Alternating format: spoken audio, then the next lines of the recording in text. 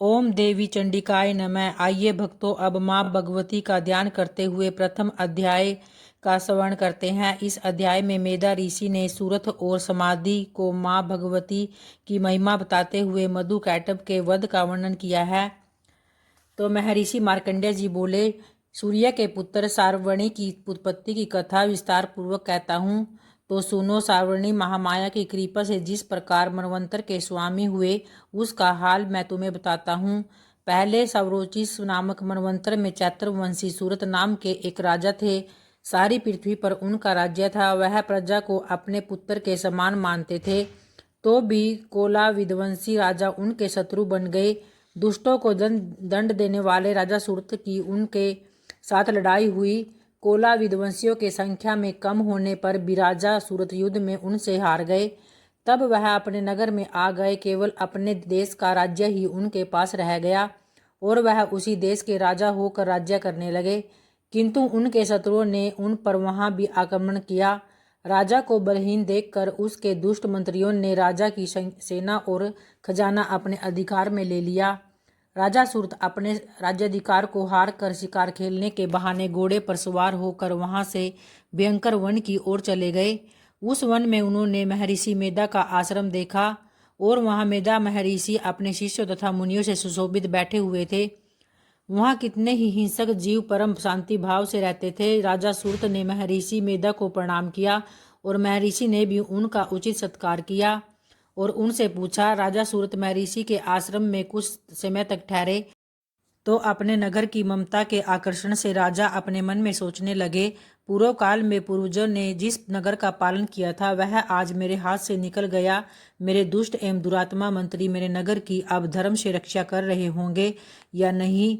मेरा प्रधान हाथी, जो कि सदा मद की वर्षा करने वाला और सूरवीर था, मेरे वैरियों के वश में होकर न जाने क्या दुख भोग रहा होगा। मेरे आज्ञाकारी नौकर, जो मेरी कृपा से धन और भोजन पाने से सदैव सुखी रहते थे और मेरे पीछे पीछे चलते थे, वह अब निश्चय ही दुष्ट राजाओं का अनुसरण करते होंगे तथा मेरे दुष्ट एवं दुरात्मा मंत्रियों द्वारा व्यर्थ ही धन को व्यय करने से संचित किया हुआ मेरा खजाना एक दिन अवश्य खाली हो जाएगा।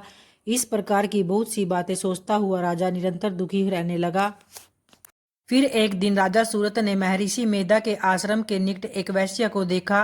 राजा ने उससे पूछा, भाई तुम कौन हो? यहाँ तुम्हारे आने का क्या कारण है और तुम मुझे शोकग्रस्त अनमने से दिखाई देते हो, इसका क्या कारण है? राजा के यह नम्र वचन सुनकर वैश्य ने महाराज सूरत को प्रणाम करके कहा। वैश्य बोला, राजन, मेरा नाम समाधि है। मैं धनियों के कुल में उत्पन्न एक वैश्य हूँ। मेरे दुष्ट स्त्री पुत्रादिकों ने लोभ से मेरा सब धन छीन लिया और मुझे घर से निकाल दिया। मैं इस तरह से दुखी होकर इस वन में चला आया हूँ और यहाँ रहता हुआ मैं इस बात को भी नहीं जानता हूँ कि अब घर में इस समय सब कुशल है या नहीं। यहाँ मैं अपने परिवार का आचरण संबंधी कोई समाचार भी नहीं पा सकता कि वह घर में इस समय कुशल पूर्वक है या नहीं।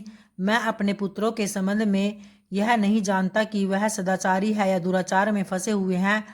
तो इस पर राजा बोले, जिस धन के लोभी स्त्री पुत्रों ने तुम्हें घर से निकाल दिया है, फिर भी तुम्हारा चित्त उनसे क्यों प्रेम करता है? वैश्य ने कहा, मेरे विषय में आपको ऐसा कहना ठीक नहीं, किंतु मेरा मन इतना कठोर नहीं है। यद्यपि उन्होंने धन के लोभ में पड़कर पितृस्नेह को त्याग कर मुझे घर से निकाल दिया है, तो भी मेरा मन उनके लिए कठोरता नहीं आती।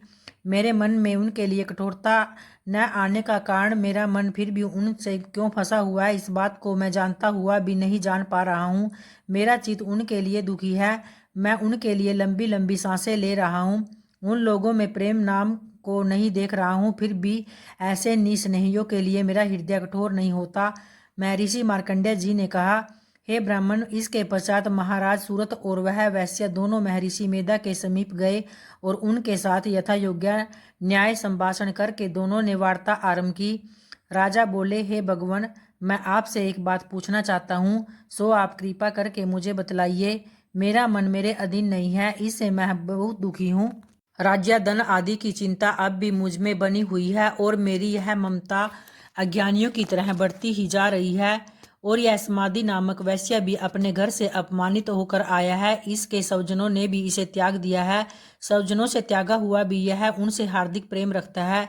इस तरह हम दोनों ही दुखी हैं। हे महाभाग, उन लोगों के अवगुणों को देखकर भी हम दोनों के मन में उनके लिए ममता जनित आकर्षण उत्पन्न हो रहा है। हमारे ज्ञान रहते हुए भी ऐसा क्यों है? अज्ञानी मनुष्यों की तरह हम दोनों में यह मूर्खता क्यों है? महर्षि मेधा ने इस पर कहा, विषम मार्ग का ज्ञान सब जंतु को है। सबों के लिए विषय पृथक पृथक होते हैं। कुछ प्राणी दिन में नहीं देखते और कुछ रात को, परंतु कोई जीव ऐसे हैं जो दिन तथा रात दोनों में देख सकते हैं। यह सत्य है कि मनुष्यों में ज्ञान प्रदान है, किंतु केवल मनुष्य ही ज्ञानी नहीं होता। पशु पक्षी आदि भी ज्ञान रखते हैं। जैसे यह पशु पक्षी ज्ञानी है, वैसे ही मनुष्यों का ज्ञान है। और जो ज्ञान मनुष्यों में है, वैसे ही पशु पक्षियों की ओर देखो कि अपने भूख से पीड़ित बच्चों की चोंच में कितने प्रेम से अन्न के दाने डालते हैं। हे राजन, ऐसा ही प्रेम मनुष्यों में अपनी संतान के प्रति पाया जाता है। लोभ के कारण अपने उपकार का बदला पाने के लिए मनुष्य पुत्रों की इच्छा करते हैं और इस पर भगवान श्री हरि की जो माया है, उसी से यह संसार मोहित हो रहा है। इसमें आश्चर्य की कोई बात नहीं, क्योंकि वह भगवान विष्णु की योग निद्रा है। यह माता ही तो है जिसके कारण संसार मोह में जकड़ा हुआ है। यही महामाया भगवती देवी ज्ञानियों के चित्त को बलपूर्वक खींच कर मोह में डाल देती है और उसी के द्वारा संपूर्ण जगत की उत्पत्ति होती है। यही भगवती देवी प्रसन्न होकर मनुष्य को मुक्ति प्रदान करती है। यही संसार के बंधन का कारण है तथा संपूर्ण ईश्वरों की भी स्वामिनी है। महाराज सूरत ने पूछा, हे भगवान, वह देवी कौन सी है जिसको आप महामाया कहते हैं? हे ब्रह्मा, वह कैसे उत्पन्न हुई और उसका कार्य क्या है? उसके चरित्र कौन कौन से हैं? हे प्रभु, उसका जैसा प्रभाव हो, जैसा स्वरूप हो, वह सब ही कृपा कर मुझसे कहिए, मैं आपसे सुनना चाहता हूँ। तो इस पर महर्षि मेधा बोले, हे राजन, वह देवी तो नित्य स्वरूप है। उसके द्वारा यह संसार रचा गया है। तब भी उसकी उत्पत्ति अनेक प्रकार से होती है। वह सब आप मुझसे सुनो। वह देवताओं का कार्य सिद्ध करने के लिए प्रकट होती है। उस समय वह उत्पन्न हुई कहलाती है। संसार को जलमय करके जब भगवान विष्णु योग निद्रा का आश्रय लेकर शेष शैया पर सो रहे थे, तब मधुकैटभ नाम के दो असुर उनके कानों के मैल से प्रकट हुए और वह श्री ब्रह्मा जी को मारने के लिए तैयार हो गए। श्री ब्रह्मा जी ने जब उन दोनों को अपनी ओर आते देखा और यह भी देखा कि भगवान विष्णु योग निद्रा का आश्रय लेकर सो रहे हैं, तो वह उस समय श्री भगवान के जगाने के लिए उनके नेत्रों में निवास करने वाली योग निद्रा की स्तुति करने लगे। श्री ब्रह्मा जी ने कहा, हे देवी, तुम ही स्वाहा, तुम ही सवदा और तुम ही वशटकार हो। स्वर भी तुम्हारा ही स्वरूप है। तुम ही जीवन देने वाली सुधा हो। नित्य अक्षर प्रणव में अकार उकार मकार, इन तीनों में माताओं के रूप में तुम ही स्थित हो। इनके अतिरिक्त जो बिंदु पद अर्ध मात्रा है, जिसका कि विशेष रूप से उच्चारण नहीं किया जाता, हे देवी, वह भी तुम ही हो। हे देवी, संध्या सावित्री तथा परम जननी तुम ही हो। तुम इस विश्व को धारण करने वाली हो। तुमने ही इस जगत की रचना की है और तुम ही इस जगत का पालन करने वाली हो और तुम ही कल्प के अंत में सबको भक्षण करने वाली हो। हे देवी, जगत की उत्पत्ति के समय तुम सृष्टि रूपा होती हो, पालन काल में स्थित रूपा हो और कल्प के अंत में संहार रूप धारण कर लेती हो। तुम ही महाविद्या, महामाया, महामेधा, महारात्रि और मोहरात्रि हो। श्री ईश्वरी और बोध स्वरूपा बुद्धि भी तुम ही हो। लज्जा, पुष्टि, तुष्टि, शांति और समा भी तुम ही हो। तुम खड्ग धारणी, शूल धारणी, गौर रूपा तथा गदा, चक्र, शंख और धनुष के धारण करने वाली हो। बाण, भूसुंडी और परिग, यह भी तुम्हारे ही अस्त्र हैं। तुम सौम्य और सौम्यतर हो। यही नहीं बल्कि जितनी भी सौम्य तथा सुंदर वस्तुएं इस संसार में है, उन सब से बढ़कर तुम ही हो। पर और अपर सबसे परे रहने वाली सुंदर तुम ही हो। हे स्वरूपे देवी, जो भी सत असत पदार्थ है और उनमें जो शक्ति है, वह तुम ही हो। ऐसी अवस्था में भला तुम्हारी स्तुति कौन कर सकता है? इस संसार की सृष्टि, पालन और संहार करने वाले जो भगवान हैं, उनको भी जब तुमने निद्रा के वशीभूत कर दिया, तो फिर तुम्हारी स्तुति कौन कर सकता है?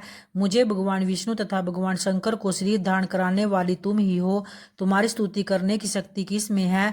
हे देवी, तुम तो अपने इन उदार प्रभावों के कारण ही प्रशंसनीय हो। मधु और कैटभ जो भयंकर असुर है, इन्हें तो मोह में डाल दो और श्री हरि भगवान विष्णु को भी जल्दी जगा दो और उनमें इनको मार डालने की बुद्धि भी उत्पन्न कर दो। महर्षि मेधा बोले, हे राजन, जब श्री ब्रह्मा ब्रह्मा जी ने देवी जी से इस प्रकार स्तुति करके भगवान को जगाने तथा मधु और कैडब को मारने के लिए कहा तो वह भगवान श्री विष्णु के नेत्र, मुख, नासिका, बाहु, हृदय और वक्षस्थल से निकल श्री ब्रह्मा जी के सामने खड़ी हो गई।